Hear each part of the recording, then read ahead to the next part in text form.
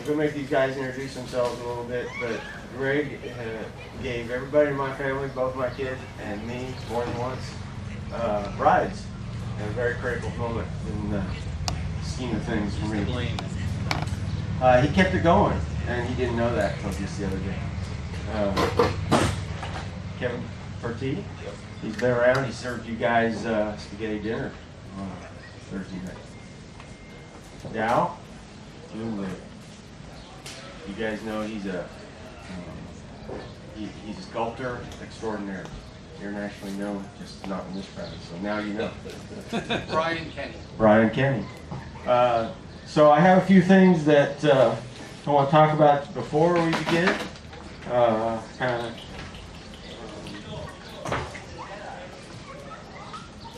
So I have to work in this arena all the time, and you're kind of going to understand this. And I hate to have to say it, but these guys and myself, we're not engineers. We're not professionals. And anything we say, I want you to couch it in, this is how we did it. It's not a recommendation for you. So there's some reasons for that. Every one of those peat poles out there is different. And some of the reasons are because every one of our shops that we work in is different. We have certain access to tools. We have certain access to skills. And every one of those is different. So when I say, well, I welded mine up and slapped it up there, well, yeah, I have a nice little wire feed, and I can do that.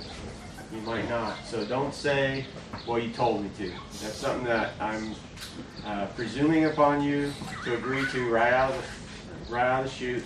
And if you don't agree to that, why, here's a big door. So that's a big issue. I gave one gentleman permission to video record. He promised me it was not going to show up on anybody's video feed because this is not fodder for video.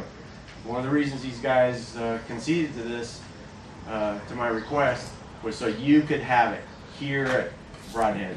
This is something I'd like to see every year, so you know it's coming, so there can be questions.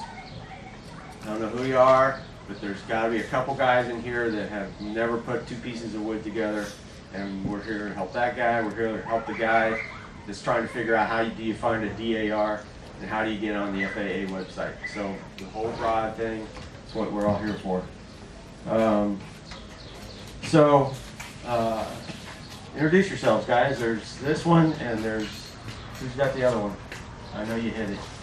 So there you go. Hello. Okay, perfect. Hi, everybody. My name's Scott Moulton. I've been coming to Brodhead probably since 2002. Looking at peat and poles on the field. My first year that I came, I had my 9-year-old son, and he got rides all weekend, and I didn't get one ride.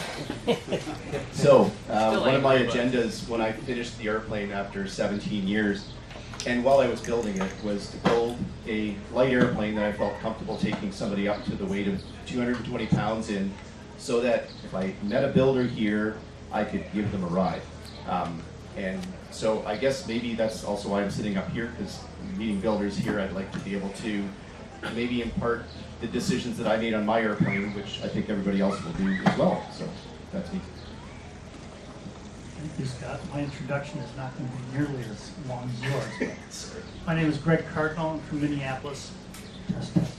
And my blue and white peat and pole is out on the flight line 18235 with an A65. I've been flying it for about 650 hours now over the last 20 years. I fly a lot with Bob Poor sitting back there. He's another experienced flyer and builder. And I've been coming to Brodhead now since '96. I think I've only missed twice in those years. Flying an airplane here since 2005. It has not missed a year. And I'll just turn it over to Kevin. Yeah, good morning, Kevin Fertie. My people in Texas right now. We couldn't work out getting it up here. I'm going to point out real quick that Shad Bell's sitting here, should be sitting up here because he's as experienced as we are and as knowledgeable. I started to show up to Brodhead in '92. I had flown the peat and pole up here 6 times, flew it back 5. I've put about 600 hours on it, and more than 30 years with peat and pole now. I don't propose anything I've done is what you should do. Now Bloomberg, I have the tan and green repeat out there. It's flown for 10 years, been up here 6-7 times, I think. I too been coming since about 2002, and yeah, there's a bunch of guys out here that know as much as we do. But yeah. I'm Brian Kenny. I started building a Pete and Pole when I was 27 and had it finished when I was 33. I'm going to be 71 next week. It's got 1,000 hours on it. I never regretted building the airplane. It's still a joy all of these times. It never gets old. Hey, I'm Peter Jones. I've been hanging around here since 94. I started in 94, so 30 years this year. And the way I know that is Orrin wrote me a letter and enclosed the plans in a tube, and the stamp says March of 94 on it. And I got that out the other day just to check. There are Chad and there's some other guys here that are way more authorities than I am, for sure. They did not get a call because I did not know their phone number. So these guys got calls because I was able to conjure up their phone number. I really hope to do this as an annual. So, you know, I'm not going to presume upon these guys to be here every year. I want some other guys in future years. All right, so that's our introductions. You know, something. I want to make sure everybody gets a question. If you've got a question like, how do we make a glue joint? How do we know it's good? How do you get on the FAA website? Why did you pick a Pete and Pole?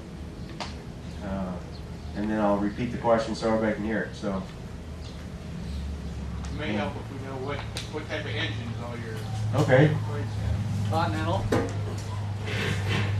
Continental, and I think, you know, as Peter and I were talking, this is just the builder's forum. We thought, have some guys that have built a plane, have flown a plane, because so many, you know, these days you have to be careful of who you're asking advice from, because everybody on the internet is an expert. But, you know, I learned early on, talk to people who have done it, and done it right and done it wrong. And, you know, so we've all built, we've all flown, we've all made mistakes, we've all done things right.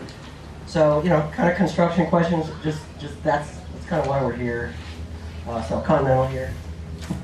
Corvair, I'm going to make one editorial comment, and I swear I'll stop. When the internet started, we started with the Metronics forum, maybe something else, but the Metronics forum, when I read that, I said, this is the stupidest group of human beings I've ever seen in my life. And then Facebook started. And I realized that Metronics was like a peer-reviewed scientific professional. Be very, very, very careful where you get your information. Everybody here has built and flown a ton in their airplanes. The people on Facebook do not necessarily meet that criteria, so be careful. My airplane has an A65, and I will say do not use Type Bond 3 glue. C85 Continental -12.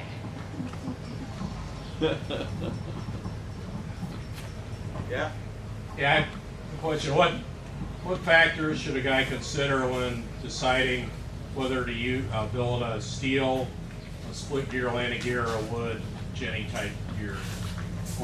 What factors should you consider when whether to build a wooden airplane, split gear, standard gear, or a steel airplane? Is that right? Yeah, just specifically the landing gear. Oh, just specific to the gear. I have wooden gear. I really like the wooden gear. It's quite soft, it's quite functional. It requires bungee replacements if you operate off grass. On pavement, they last 5 years, and I'm not getting anywhere close to that. It's a personal choice. Steel is, for most people, probably more practical. The standard steel gear is hard to put bungees on. It's a personal choice. They both work very well. Yeah, I agree. It's personal choice. They both work fine. I think aesthetics, you know, what you kind of looking for.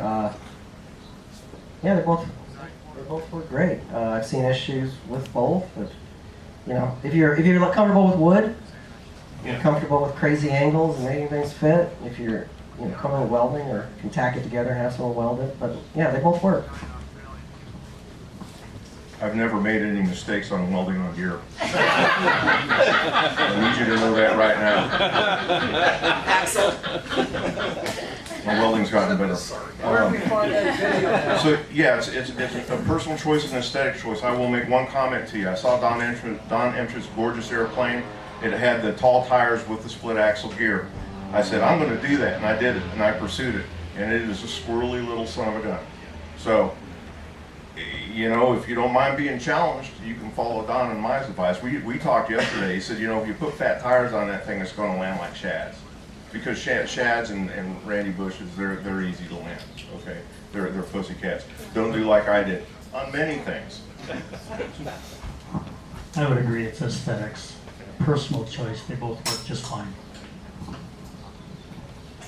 If I could just come from the reference of a tailwheel instructor, so I've taught a lot of tailwheel flying, and some of the airplanes I taught in had toe-in, toe-out issues. So I would say the one thing about a steel gear that you would have to remedy over a wood gear is the wheels on a wood gear airplane are perfectly parallel to one another. There's no toe-in, no toe-out, and it's not a squirrely airplane. I think you could build just as good and not squirrely airplane with the steel gear, but you need to be very careful, more careful about your alignment and your geometry of the gear. So a quick comment on that, if you're going to do the steel gear, it's called a 7-foot piece of tubing. And you weld it in place and then you make the cut. That's how you solve that. Thank you. Yeah, I would agree with the split gear. If you do go with the big tires and the split gear, just remember that camber is changing a lot, and it does. There's a lot of geometry changing really quickly sometimes. One more comment. The wood gear was on the original magazine version of the plans. If you use a later improved fuselage or the long fuselage, there are some subtle changes you have to make it work.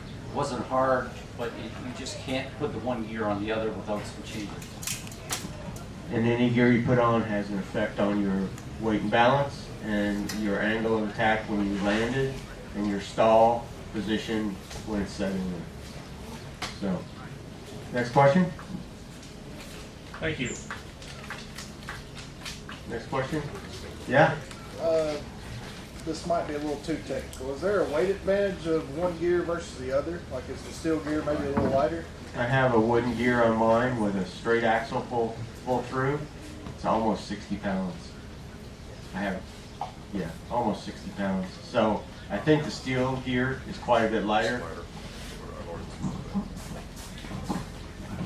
Yeah, I have the wooden gear, and I have no brakes on mine, and the landing gear, the axle, the wood gear, the cables, the wheels, tires weigh 60 pounds, which is 10% of the weight of my airplane. So the split axle gear is going to be lighter.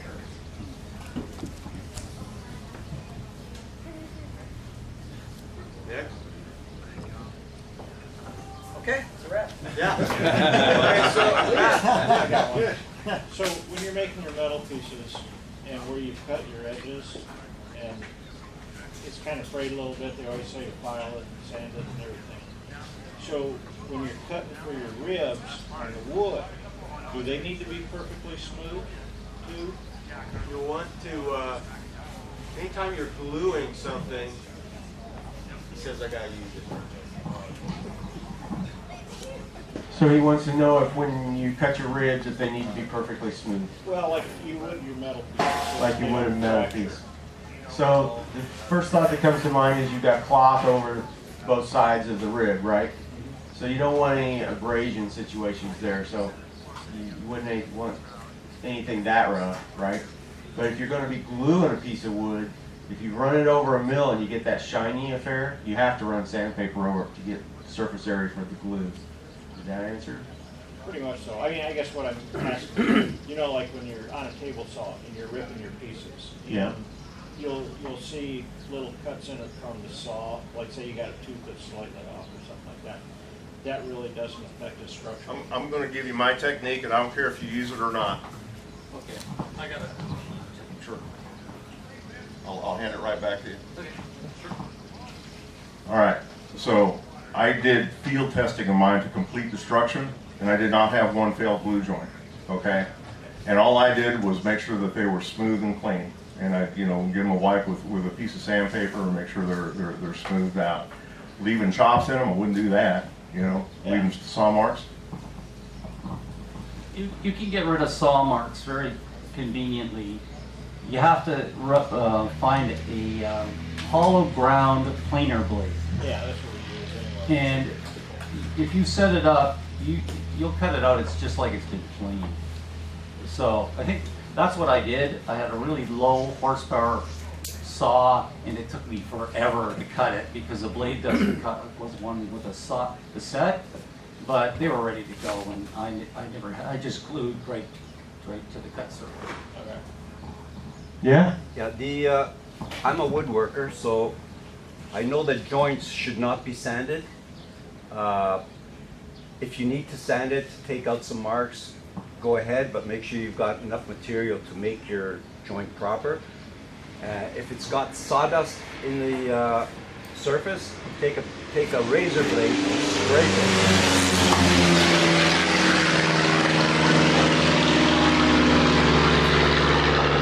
Scrape the joint to clear the sand, the sawdust, and then glue. So, did you all hear that? Next technique. Next. Didn't hear it back here. He said take a razor blade. If you wind up with some sawdust or some fiber, take a razor blade and scrape that surface for your glue joint so you have a smooth surface. You definitely don't want any foreign material between the surfaces. Anybody using something besides T88? You're all too embarrassed to They're say not going so? to raise their hand. Of course not. Greg Cardinal here. Yeah, Greg might have some comments on that. Now for So I'm the admin on the Facebook Pete and Pull page. And, it's a lot of fun, trust me. Actually, it isn't too bad. But there is one person on there who keeps promoting Type Bond 3. I don't know why he's doing that. We've proven him wrong. It's not for structural use. It's got a low pH. It's corrosive to steel. Don't use Type Bond 3. Use it on your furniture, not your aircraft. And your question about sanding metal pieces, the reason you want to polish the edges of metal is because after you've used a hacksaw or a cut-off wheel, it's really rough and it's scratched. And when you bend that piece of metal, you'll have a stress riser and a crack will develop. So you want to polish the edges prior to bending any of your metal pieces. And you are correct, Dom, about not sanding glue joints. They should be scraped so that you don't get sawdust down into the grain. You can vacuum it, blow it off with compressed air. That cleans the joint prior to gluing. I'll admit, I did T88 for my ribs, but I'm seriously considering and have already purchased some of the West System epoxy to use as well. Yeah, West is fine. Just don't use Type Bond 3. Or Gorilla Glue. Yeah.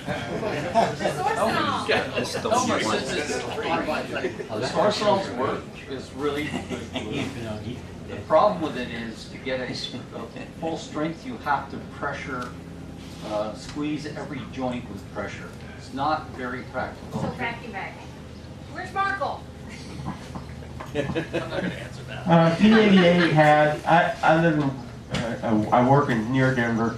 We have a plastic store, and T88 has a expensive new little dispenser. It goes into a caulking gun. They call it the Utah system.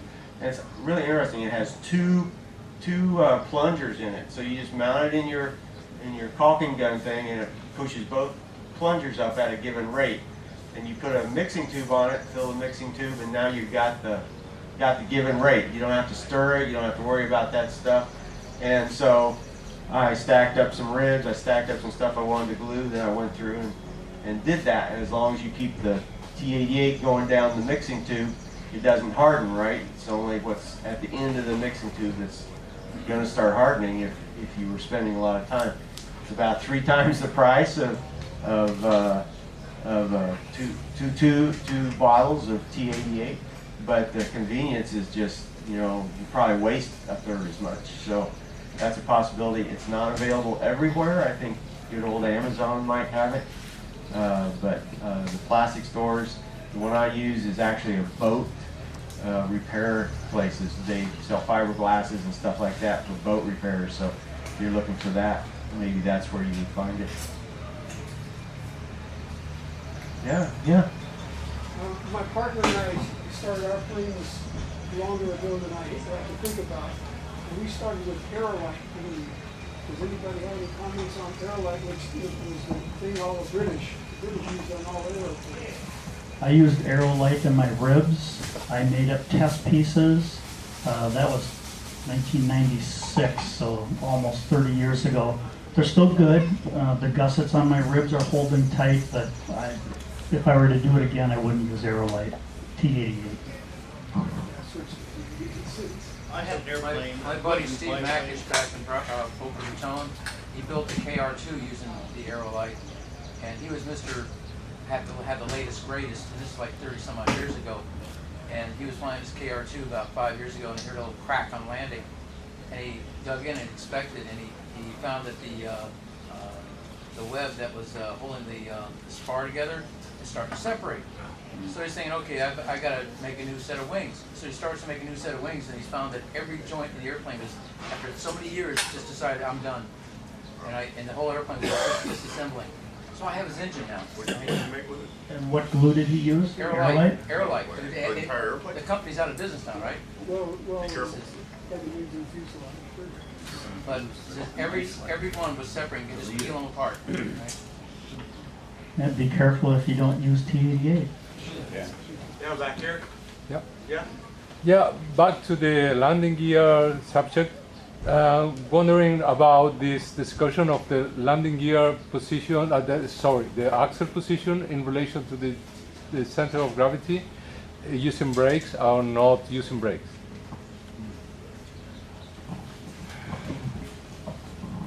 You gonna be here at 1 o'clock? Yeah. So William, I believe that is William's subject du jour okay. at 1 o'clock. Thank you. 2 o'clock? 2 o'clock, she says. Okay. So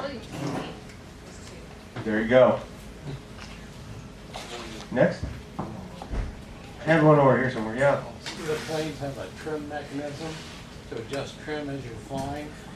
I don't know if any of you do or not. Randy Bush had one, and I fussed with it when he let me fly his airplane, and then it's okay. So it wasn't necessary. My question is it useful? Is it necessary?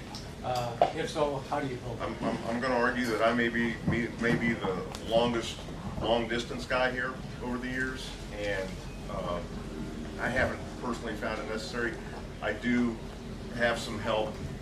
You can't adjust it, but I do have some help with just holding a little back pressure. It used to be a piece of bungee that went around the stick, then I wrecked that airplane. This one's a little more sexy. It's back there on that fuel and water. He calls it the East Texas trim system, and it's just a bungee. But I've upgraded since then. Thanks. I think it depends on how your airplane flies when you first fly it.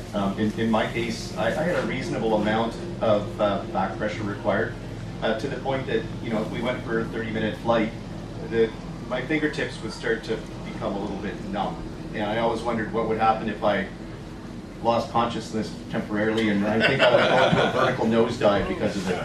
So I put a small a spring on my walking beam on the top, similar to I think what Kevin's talking about, and I just have an adjustable, like a crank with a jack screw under my seat. It's very, very small, very light, and I find it's nice because it's infinitely adjustable. But initially, I think I could have just as easily put a bungee on just to hold the stick back enough. But that changes as the fuel in my nose tank burns, so that's why it's adjustable. It'd be nice to adjust it, there's no question, Mike High, he's got an adjustable one. Mike High's got an adjustable one as well, and of course, his stuff's well documented, so you can see how he did it. So Randy and Mike High and Scott are the three that I know for a fact have adjustable trim, so you check with them. Does Dan? I don't know. Yeah, he does. He has a. Does he? Okay. He's got his own kind of design. Did he? Okay. That makes 4. I did a little, that's hard because you don't know how your plane's gonna fly. And then retrofitting it's way harder than just putting something in there. So it'd be wise, if you're just doing little flights, but if you're gonna do longer stuff, and it's personal, if you don't mind it. Also thinking about resale, if you're gonna fly it for 10 years and then age out and sell it. So those are considerations. But I have a little electric trim tab on my elevator. And it has just a little tiny piece of piano hinge, I don't know, 6-8 inches long. I use it constantly when I'm doing longer flights. Whatever RPM I am, I just reach under there, use a little toggle switch, dial it in. Could I fly without it? Absolutely. Does it add weight? Absolutely. Every little thing, but very little. There's no mechanical linkage. It's a tiny little servo, and it's a wire and a switch. So you can see it on my plane, and I love it. It's one of the things I would do again, because like I said, I use it almost every flight. Just take the pressure off the stick, Yeah. Cool. I have a rudder trim, and I didn't for many, many years, but last summer we went on a long flight with guys with more horsepower that flew too fast, and my left leg and hip were killing me. So I found this latching plastic thing on Amazon, and I have a 1/4-inch bungee that goes to my cable, and I can adjust that, and I can sit with my feet on the floor, not touching anything. So that has been a painkiller. Some cool ideas. Next. On the vertical fin, if you're doing a Corvair, what's the? I've seen some offsets now that are a good idea to set in that vertical fin to address that tired feet syndrome. I've got that, and I got to talk to me afterwards, and I'll think through it in my head, and I'll tell you which direction to go. I used an inch works great. So did you guys hear that back there? Okay, so he's talking about he's seen some vertical fins on the rudder, and that's really coming back to his conversation. And so I'm 1 inch to the right. How much is yours? Ours is straight, so we can trim that over. Okay. So Yeah, mine is actually perfectly straight. Yeah, vertical fin offset's interesting, and I don't really understand it because I have people who are like, no, my vertical fin is, what we're talking about is arranging your vertical fin, a non-movable fin, a tiny bit one way or the other, permanently. And I've heard people have nothing, it's just straight, and they say they're playing track straight. And people who have it off and they're playing track straight. So I don't know the engineering on that. I have 1/2 inch one way. Continental's going to be one way. Corvair's going to be the opposite way because the prop spins differently. But my plane track's perfectly straight and has a little bit offset. And I just use some washers. I can change it. So version 1 for me was perfectly straight, and I had a lot of it because the Corvair had a lot. Put my foot to sleep. On this one, 1 inch to the right, and it's actually, it's a painkiller. so they lied a little bit. My airplane's not been in the air, but my vertical rudder, when I put that all together, I put the little angle brackets in there with about 1 inch on each side. And then I put washers, so now I can come back in there. I have a very heavy peak pole. I have a light on the tail, so I have to have a place to run wiring, right? But it never does uncover that. It's not so much as that. But because of the way I have that set up in there, there's actually potentially 2 inches of place to move it, right? I built it off to one side, I think whatever it was Kevin said, but I don't know what the resultant situation is going to be. A discussion that's related to this isn't discussed hardly at all is engine thrust offset or down thrust. I put down thrust, an old model builder, so I put some down thrust, 2 degrees down thrust, I have 2 degrees right thrust. Plane flew hands off from day one. I don't know about everybody else, but Same with Scott. So give some thought to down thrust or right thrust if it's continental, or left thrust if it's a Corvair. I have down thrust, but I don't have any offset. So